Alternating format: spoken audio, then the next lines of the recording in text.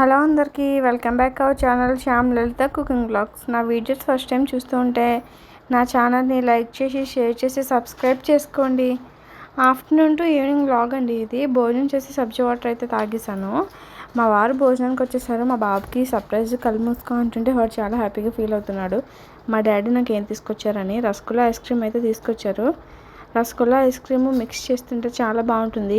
పిల్లలిద్దరిని పడుకోబెట్టేసి నేను కూడా కాసేపు పడుకుని లేచి గిన్నెలు కడిగి కిచెన్ అంతా క్లీన్ చేసుకున్నా.